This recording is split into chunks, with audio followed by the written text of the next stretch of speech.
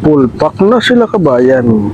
Dahil nga magde-December na, kailangan na daw nilang mapuno ang kanilang bagahe. Para naman pagdating daw ng uwian ay wala na sila ganong dala. At ang isa naming kasamahan dito ay pauwi na nga pala.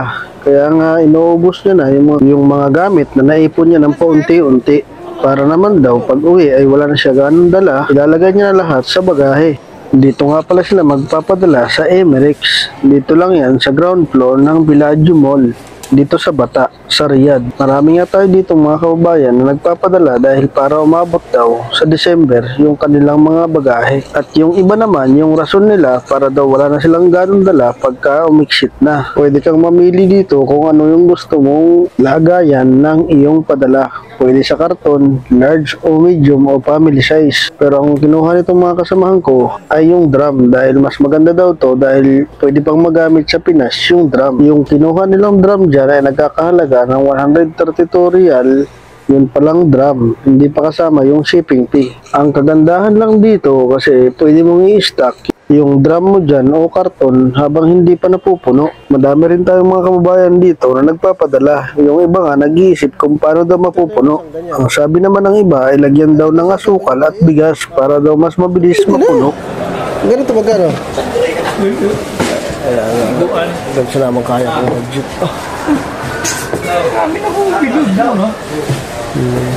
Mado. Iba mo, no? Isa na. Walang na yung timbado si... Kung na may takip?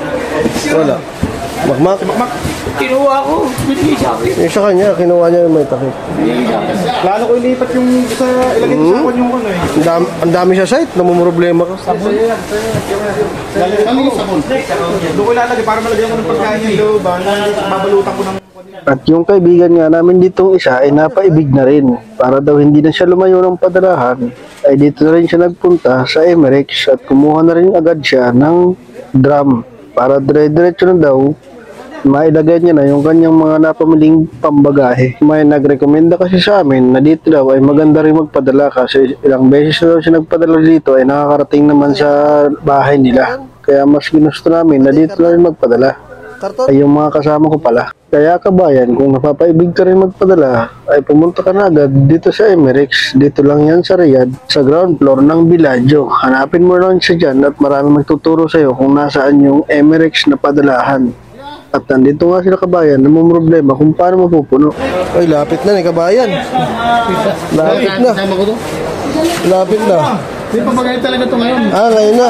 Larga na pala yan. Dagdagan na ng bigas. Kasukal. Dagdagan ng bigas. Sana yung CD.